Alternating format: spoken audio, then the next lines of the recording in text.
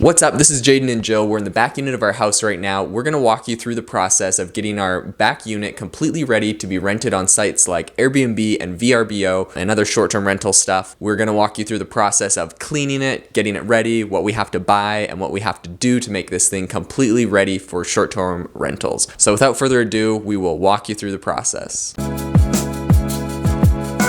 So right now we're in the kitchen of our back unit, and the first thing that we're going to do is clean it all out and make it more hotel-like. As you can tell, there's still tons of stuff left back here. We're going to empty it all out and then make sure that we have pots and pans and plates and forks and knives for the guests.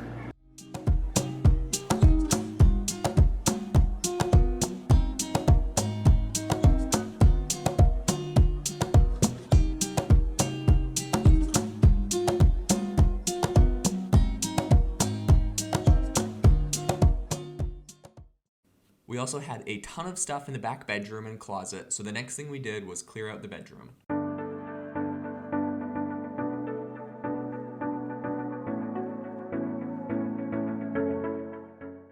We're here in the back bathroom right now. It's got a whole bunch of crap in it everywhere, so we're gonna get this whole place squeaky clean for Airbnb. Okay, so now that we're done cleaning up the back half, we are going to be putting in dishes and silverware into the back cupboards. So, since we're going to be listing it for 6 people, we made sure to get 6 of everything. At least we have at least 6 plates, 6 forks, 6 spoons, 6 knives, 6 cups, 6 bowls. So, everybody will have one.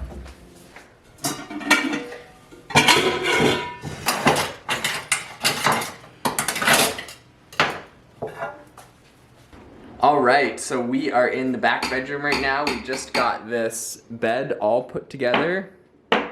So it's looking pretty good, and the room is all clean. We positioned the bed to where we wanted it to be and then added the mattress. We bought a waterproof mattress cover and a blue foam topper from Walmart to help soften the bed and add a little protection for the mattress. So I ordered some foam panels off of Amazon. And we're going to tape them up on the walls that are shared between the 2 units and the door that leads in between the two to try to add like a little sound barrier and hopefully muffle some of our sounds for the guests. So I've got some double-sided tape. It's supposed to be strong enough. We'll see.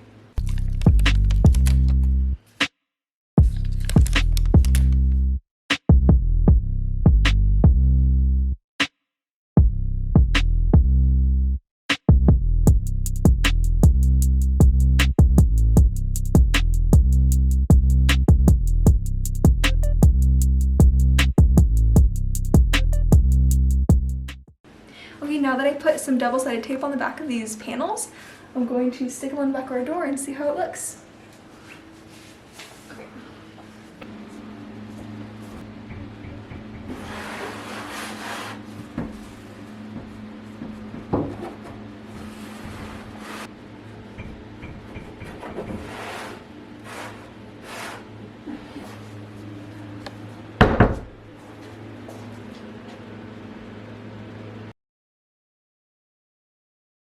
I just installed this little hand lock thing. Previously we had this, it was like an indoor handle. This here is a padlock we installed specifically for Airbnb, so works pretty good. It's programmable, and we can change the code on it. Alright, we're in the backyard here. I just built this bird box thing. It's like a bird feeder, but inside we actually have an outlet. So originally there was a random outlet attached to a storage shed, but the storage shed was nasty, so we busted it down, and then it had this random wire, so I wasn't sure what to do with it. I didn't know how to go dig it out and find the source and cut it off and stuff, so instead I just decided to use it. It's still pretty useful. And so you can plug stuff into the backyard, and it looks pretty good. Okay, now that everything is all clean, we open up all the windows to let in some natural light, and now we're going to take some pictures.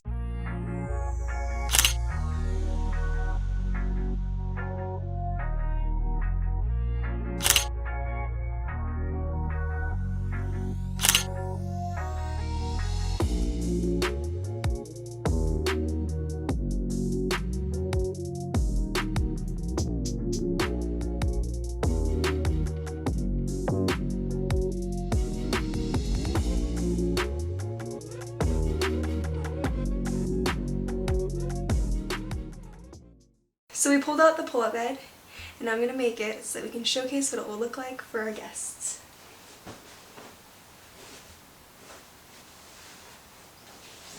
Okay, now for the final photo. So I'm gonna get it from another angle. A good tip is to get lots of different angles of what you're showing and to try to make the room look as big as possible. We're gonna put these on the nightstand and try to make them look a little bit more lively.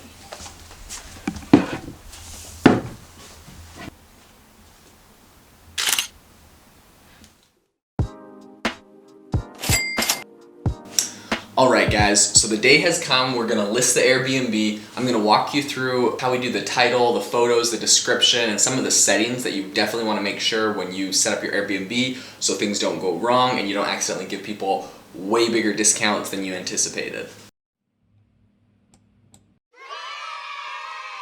Alright, so I went ahead and got everything listed on Airbnb. I'll go through a couple things that I did that are important.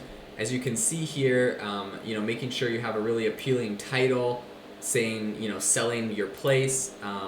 It's always good to have this little with like private backyard or with pool or with hot tub, or if you have some sort of like cool feature to your house, I would just like add it right there in the title so people see it. Some people are searching for it, looking for it, or they just will be interested because of that. Our cover photo is a picture of the bedroom.